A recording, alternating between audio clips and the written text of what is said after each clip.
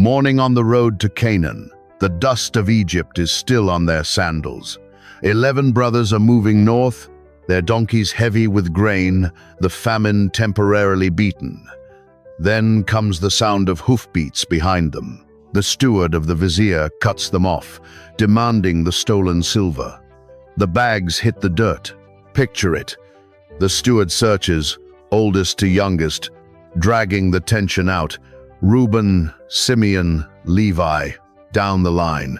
His hand plunges into the sack of the youngest, Benjamin. He pulls out cold, heavy metal, the divining cup. Every brother tears his clothes. But right here is a detail that defies human survival instinct. In the ancient Near East, when a thief is caught with the king's treasure, you abandon the thief and run for your life. They do not run. They load the donkeys and turn back towards certain execution. We have to ask why. The Egyptian vizier pushes the brothers to the exact, agonizing breaking point of abandoning Rachel's second son. And what unseen mechanism turns the man who once sold a brother into the one who demands to die for this one? See the scene as Genesis frames it. Genesis 44-14 reads, "And Judah and his brethren came to Joseph's house, for he was yet there, and they fell before him on the ground." Stop right there. Read that name again. Judah and his brethren. Reuben is the firstborn. Reuben is the one who is supposed to lead. Reuben is the one who promised their father Jacob he would keep Benjamin safe. But the canonical text pushes Reuben aside and names the fourth-born son. Something has shifted in the hierarchy of the bloodline. To understand what is waiting for them inside the vizier's house, we have to look outside the standard canon to an ancient Jewish midrashic text, the Book of Jasher, referenced in the books of Joshua and 2 Samuel. Jasher preserves a memory of this confrontation that the Western Church has largely forgotten. The standard tradition paints this moment as 11 terrified shepherds cowering before a royal throne, begging for mercy. But Jasher remembers it differently. Jasher records a violent, terrifying standoff that shook the foundations of the Egyptian court. Same men, same room, completely different energy. Judah is not just a desperate brother. He is a walking weapon. The silver cup in the sack was not just a planted object. It was a psychological snare. In the ancient world, a divining cup was an instrument of the gods, a tool used by royalty to see into the unseen. Stealing it was a capital offense. The vizier has backed a lion into a corner, and he is waiting to see if the lion will bite, or if it will bleed. I hold this as their telling, not as proven fact, but it changes the way the shadows fall in the room. One silver cup, one trapped youngest brother, one vizier hiding behind an Egyptian mask. But before the first plea is uttered, we must examine the architecture of the trap itself, because the man sitting on the throne did not build this scenario by accident. The stone floor of the vizier's hall is cold. Guards line the walls, spears resting against the limestone. The 11 brothers are on their faces in the dust again. On the high seat, dressed in fine linen and a gold chain, Joseph looks down at the men who threw him into a pit 22 years earlier. He is staring directly at Benjamin. Watch what the text does. Joseph does not execute Benjamin. He does not imprison the entire family. He issues a very specific, legally airtight decree. Genesis 44, 17 inches, the King James Version reads, "And he said, God forbid that I should do so, but the man in whose hand the cup is found, he shall be my servant. And as for you, get you up in peace unto your father." Stop right there. Read the final phrase, "Get you up in peace unto your father." This is not a punishment. This is a scalpel. Joseph is recreating the exact environmental and psychological conditions of Genesis 37. He is offering them a flawless, morally justifiable exit. They did not steal the cup. Benjamin did. The vizier is granting them immunity. They can walk out of the palace, load their grain, and return to Canaan with their lives intact. All they have to do is leave Rachel's youngest son behind as a slave in Egypt. Same blood, same test. Look at the core object in the room. The divining cup is made of silver. 22 years earlier, at the edge of a dry cistern in Dothan, the brothers made a different transaction. Genesis 37-28 tells us they sold Joseph to the Ishmaelites for 20 pieces of silver. They traded Rachel's first son for silver. Now, a silver cup is the mechanism giving them permission to abandon Rachel's second son. I hold this as one reading, not the final word. But the ancient rabbis saw this symmetry as the fingerprint of divine architecture. The Testament of Judah, an apocryphal text recording the deathbed confessions of the patriarchs, remembers Judah lamenting how the blinding greed for that silver cursed their bloodline. Now, silver has returned to finish the job. See the scene through Joseph's eyes. He is diagnosing them. If they accept the vizier's offer and go home in peace, it proves they have not changed. It proves they are still the men who can eat a meal while their brother screams from the bottom of a pit. If they leave, Joseph will keep his full brother Benjamin, shut the doors of Egypt, and never speak to his half-brothers again. The trap is perfectly set. The door is wide open. The vizier waits for them to stand up, brush off the dust, and walk away. They do not walk away. A shadow falls across the polished floor. One brother breaks rank. One brother refuses the vizier's peace. What hidden fury wakes up inside the man who steps forward? Judah's sandals strike the limestone floor. The vizier has offered them their lives, and Judah refuses it. He breaks the line of his brothers and closes the distance to the high seat. Genesis 44-18 reads, Then Judah came near unto him and said, O my Lord, let thy servant, I pray thee, speak a word in my Lord's ears. And let not thine anger burn against thy servant, for thou art even as Pharaoh. Stop right there. In English, it sounds like the trembling plea of a broken man begging a king. But lift the English and look at the Hebrew word. Underneath came near. The word is nagash. It does not mean to politely approach a dignitary. In the ancient text, nagash is a military term. It means to advance for battle. Joab uses it before laying siege to an enemy fortress. Elijah uses it when stepping up to destroy the prophets of Baal. Judah is not kneeling.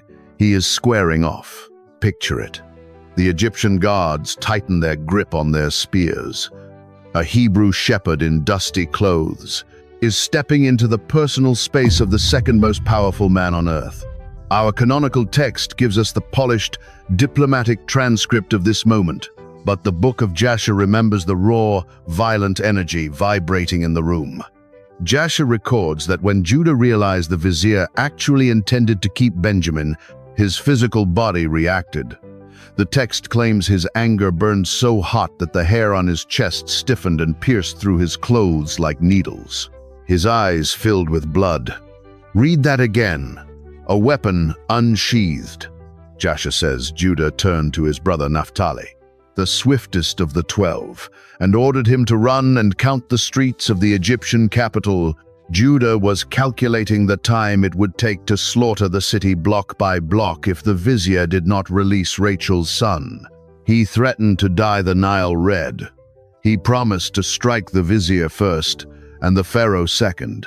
I offer it as that one tradition's record, but it reveals exactly how the ancient Jewish mind understood the Hebrew word negash. They did not read a man begging. They read a man declaring war. Genesis 49 will later call Judah a lion's whelp. This is the moment the lion bares its teeth. Jasher records that Judah let out a battle cry so terrifying that the stone pillars of the palace trembled. The Egyptian guards collapsed in panic. Even Pharaoh, sitting in a neighboring hall, was reportedly shaken from his throne by the acoustic force of the roar. Same room, same silver cup on the table. But the power dynamic has violently shifted. The vizier wanted to see if they would abandon Benjamin to save themselves. Instead, he has provoked a massacre. Judah is promising to tear the empire down to the bedrock to get his youngest brother back. He is daring the Egyptian to draw a sword. The fourth-born son has drawn a line in the stone, ready to bathe the palace in blood. But Jasher and the Aramaic Targums remember that the vizier did not flinch, because he held a terrifying countermove that would freeze the rage in Judah's throat. What physical display of power does the man on the throne use to silence the roaring lion? The echo of the roar is still vibrating in the limestone. The Egyptian spearmen are backing away, terrified by the Hebrew who has just declared war on the vizier's hall. Judah's blood is burning, his muscles coiled to dismantle the court. But the man on the high seat does not call for reinforcements. He does not draw a weapon. Watch what the ancient Aramaic translations say happened next. Targum Pseudo-Jonathan, a sweeping Aramaic expansion of the Torah. Read in the ancient synagogues, records a hidden physical exchange right in the middle of this standoff. The Targum says Judah reaches down, grips a massive stone block from the palace floor, a weight no normal man could budge, and lifts it to his chest. He prepares to hurl it directly at the throne. Picture it, the marble hoisted in the air, the tension pulled tight as a bowstring. But the vizier merely smiles. The Targum records that he casually extends his own foot and strikes a marble pillar, shattering the stone into powder. Then he whispers a command to his own son, Manasseh, standing quietly beside the high seat. Manasseh stumps his foot against the pavement, and the vibration is so violent the entire hall trembles, knocking the breath out of the brothers. Stop right there. I hold this as their telling, not as proven fact. But look at what this ancient tradition is doing. It is explaining the sudden, jarring shift in our canonical text. Because in Genesis 44-18, Judah advances like a soldier, a word of war on his tongue. But by the very next verse, the rage evaporates. The war cry becomes a quiet, agonizing story. Genesis 44, 19 inches, the King James Version reads, "My Lord asked his servants, saying, Have ye a father or a brother?" He stops threatening and starts pleading. He begins recounting the history of their family. Why the sudden pivot? The Targum suggests it was not just a return to diplomacy, it was recognition. When the stone shattered, when the floor shook, Judah recognized a physical power that did not belong to the gods of Egypt. It was the genetic, supernatural strength of his own bloodline, the strength of his grandfather Isaac, the strength of his father Jacob. Read that again. The strength of his own bloodline. Judah looks at the vizier and realizes he cannot win this with a sword. He cannot break this man with violence. The massive stone drops from his chest to the floor. The lion is forced to put away his claws and use his voice. He begins to walk the vizier step by agonizing step, back through the months of the famine, back to the bitter arguments in the tent, back to the promise he made to the old man in Canaan. Same room, same trapped youngest brother, same silver cup. But the physical war is over. The legal war has just begun. The massive stone rests on the Egyptian floor, the physical threat neutralized by a power Judah cannot understand. But the true weight holding Judah in the room is not made of rock, but of a vow he made before he ever crossed the border. What exact, terrifying legal word did Judah speak to his father that made walking away from this trap impossible? The dust of Canaan is still caught in the threads of Judah's tunic as he stands before the high seat. The physical weapon is on the floor. He is no longer threatening to tear down the walls of the Egyptian capital. Instead, he begins to recite a memory, A conversation that happened weeks ago in a famine-starved tent in Hebron. Listen to the exact words Judah speaks to the vizier. He is recounting the desperate bargain he struck with his father, Jacob, just to get permission to bring Benjamin down to Egypt. Genesis 43, 9 inches, the King James Version reads, I will be surety for him. Of my hand shalt thou require him. If I bring him not unto thee, and set him before thee, then let me bear the blame forever. Stop right there. Look at the word surety. In Western legal terms, it sounds like co-signing a loan or leaving a deposit. It feels financial. But peel back the English and look at the Hebrew word pulsing underneath. The word is Arab. It does not mean a polite promise. Arab means to braid together, to intertwine. To take two separate threads and weave them so tightly they cannot be undone without cutting both. In the ancient Near East, an Arab was a blood pledge. It meant placing your own physical body and your eternal soul on the altar as collateral. Read that again. A pledge of the soul. If the creditor comes to collect, he takes you. Proverbs 22:26 uses this exact same Hebrew word to warn against striking hands to be surety for debts, because the collector will take the very bed from beneath your sleeping body. Judah did not pledge silver. He pledged his existence. Let me bear the blame forever, all the days, in this world and the next. Picture it. The vizier is sitting on the throne, listening to this. He had offered the brothers a clean exit. Get you up in peace. But Judah is revealing why that door is nailed shut. He cannot walk out of the palace because he is chained to the youngest brother by the oath of the Arab. Back in Hebron, the firstborn Reuben had tried to secure Benjamin. Reuben offered to let Jacob kill his own 2 grandsons if he failed. A cheap, gruesome wager. Jacob ignored it. But Judah offered himself, his own blood.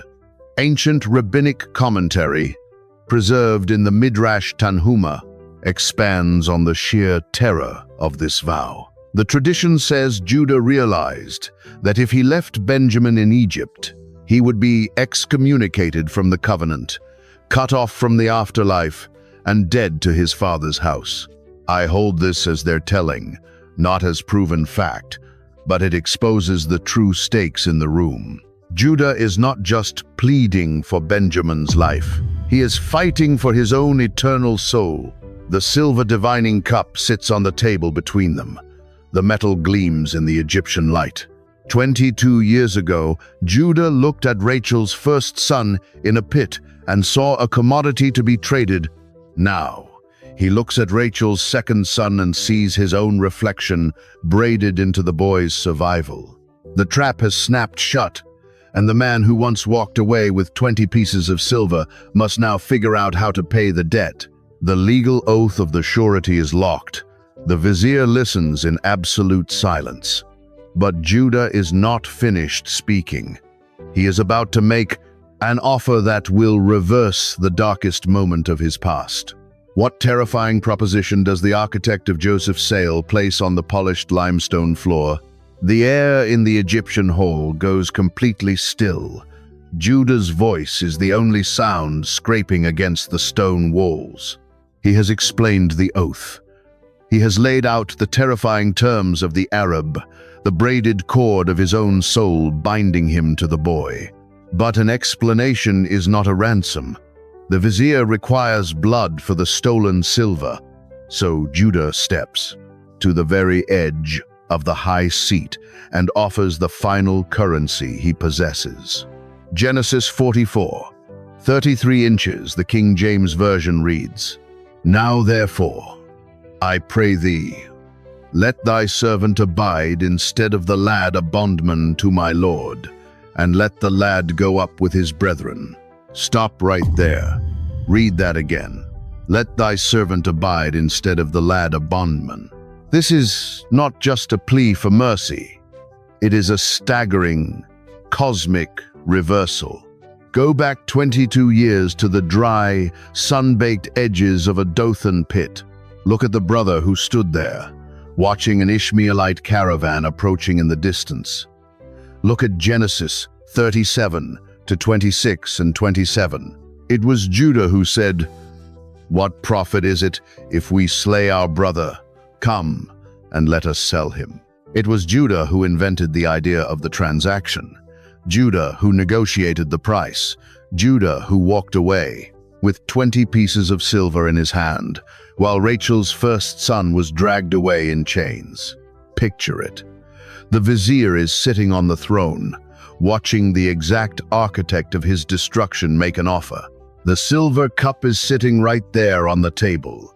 The ghost of the 20 pieces is filling the room. The Testament of Judah, an ancient apocryphal text preserving the patriarch's deathbed confessions, records that for decades, the guilt of that silver gnawed at his bones like a dark poison. I hold this as their telling, not as proven fact, but it shows us a man hollowed out by the memory of what he sold. The silver blinded him once. The silver cup was designed to blind him again. But watch what the text does. Judah looks at the Egyptian slavery he once condemned his brother to, and he volunteers to walk into it himself. Look at the word bondman. In the Hebrew text, it is ebed, a slave, a human piece of property stripped of all rights, name, and lineage. Judah is not offering to be a political prisoner in a comfortable room. He is offering to die in the mud of the Egyptian brick pits. He is trading the free, high-status life of a nomadic patriarch for the lowest, most brutal existence in the ancient empire. Same bloodline, same price. He is no longer trading a brother for silver. He is trading his own life for the brother. He offers his hands for the chains. He offers his back for the whip. He is demanding that the Egyptian take his freedom, his future, and his breath, so that the old man in Canaan does not have to bury another son. He has taken the legal weight of the Arab and turned it into flesh and blood. A life for a life, a slave for a slave. The vizier sitting on the throne has tested them perfectly. He pushed them to the exact precipice where they failed before. But the man standing in front of him is no longer the man at the pit. The trap has done its work. The ghost of the 20 pieces of silver has been exorcised by the offer of a single, surrendered life. The words stop echoing in the hall. The offer is suspended in the heavy Egyptian air. The silence stretches until it threatens to snap. What violent, uncontrollable reaction does this offer of total substitution trigger in the man wearing the Egyptian mask? The Egyptian gods are statues in the dim light. Judah is still standing, his hands empty, his soul offered up on the altar of the Arab. He has just asked to wear a slave's chains so Benjamin can walk free. Up on the high seat, the mask of the vizier shatters. Genesis 45. 1 inch, the King James Version reads, "Then Joseph could not refrain himself before all them that stood by him, and he cried, Cause every man to go out from me. And there stood no man with him, while Joseph made himself known unto his brethren." Stop right there. Look at the phrase "could not refrain himself." The Hebrew root word here is afak. It means to brace, to restrain by violent force, like holding back a flood with your bare hands. For 22 years, Joseph has built a dam of Egyptian power, Egyptian clothing, and Egyptian language to protect himself from the brothers who tried to erase him. But the dam was just blown to pieces by a single sentence of substitution. Judah did not win by roaring. He won by dying. Picture it. The vizier is suddenly screaming commands, not in the polished, measured tones of an Egyptian diplomat, but with a raw, guttural panic. The spearmen, the scribes, the steward with the silver cup, they are all shoved out the heavy wooden doors. The heavy latch drops. The 11 Hebrew shepherds are locked inside the hall with the second most powerful man on earth. and the man begins to weep. The book of Jasher records that his weeping was so violent, the sound of it pierced the heavy doors and echoed through the corridors of Pharaoh's house. I hold this as one tradition's record, but the canonical text confirms it. Genesis says the Egyptians and the house of Pharaoh heard him. He rips away the interpreter. He sheds the royal Egyptian dialect. The voice that speaks next is speaking the gutter Hebrew of their childhood. I am Joseph. Doth my father yet live? Read that again. I am Joseph. Look at the reversal happening on the floor of this room. The brother who sold him for silver just became the man willing to buy a brother with his own flesh. The brother who wore the royal robes of Egypt just became the weeping, abandoned boy in the pit. The test is over. The silver cup sits completely forgotten on the table. The divining tool of the gods has been rendered useless, because the truth has finally dragged itself out into the light. The brothers are paralyzed. The text says they could not answer him, for they were troubled at his presence. The Hebrew word for troubled is bahal, to be terrified, struck with blinding dread. They are looking at a ghost. They are looking at the wrath of God wrapped in fine linen. But Joseph does not call for the executioner. He does not point to the silver in their sacks. He points to the divine architecture of the trap itself. Genesis 45:5. Now therefore, be not grieved, nor angry with yourselves, that ye sold me hither. For God did send me before you to preserve life. The substitution is accepted. The bloodline is saved. The long war between Rachel's sons and Leah's sons is effectively ended in the middle of a weeping embrace. But Judah's desperate, agonizing plea did more than just save Benjamin's life. Because of the words spoken in this room, a cosmic shift just occurred that will echo thousands of years into the future. What eternal, royal weight did Judah accidentally pull down upon his own shoulders the moment he offered to be the sacrifice? Go back now to the dust of the Canaanite road where this film began. The donkeys heavy with grain, the steward's hand plunging into Benjamin's sack, the cold, heavy metal of the silver cup hitting the dirt, the sound of 11 tunics tearing in the desert sun. You have read that scene 100 times as a simple story of a framed theft. But tonight, that silver cup is no longer just a stolen object. It is an anvil, and the Egyptian vizier was using it to forge a king out of a traitor. Genesis 49, 10 inches.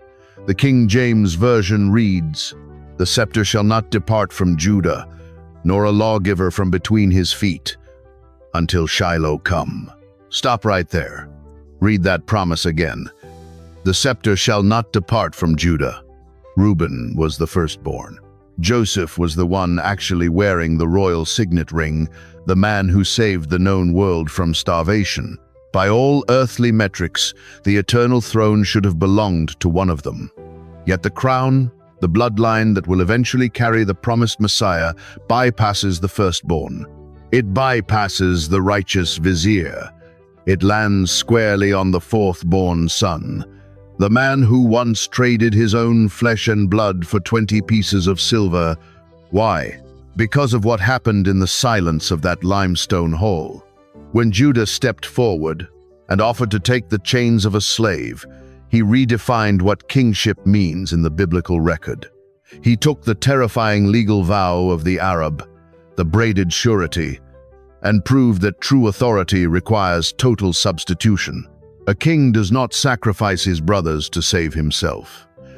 A king offers his own flesh to buy them back. Picture it, the weeping vizier on the floor, the brothers paralyzed in the Egyptian light. The ancient Jewish rabbis suggest that in that exact moment, the spiritual mantle of leadership permanently transferred to Judah's shoulders. I hold this as one reading, not the final word, but the theological parallel is impossible to ignore. The man who offered his life for a doomed brother became the direct ancestor of the ultimate lion of the tribe of Judah. the one who would step before a different throne thousands of years later and offer his own life for a doomed world. The ultimate surety. Same bloodline, same substitution. We can see the brilliant architecture of Joseph's trap. We can track the Hebrew words from the pit in Dothan to the palace in Memphis. But a fraction of this mystery remains veiled. Why the divine author chooses deeply flawed, violent men to carry the holiest mandates of heaven is something the canonical text does not fully explain. The ancient desert is still holding the rest. But the next time you read Genesis 44, do not just see a frightened shepherd begging for a boy's life. Watch what the text does. You are witnessing the coronation of a bloodline. Comment the word "watched" and subscribe to the channel, because we are pulling the ancient, unsanitized texts of the biblical world back into the light.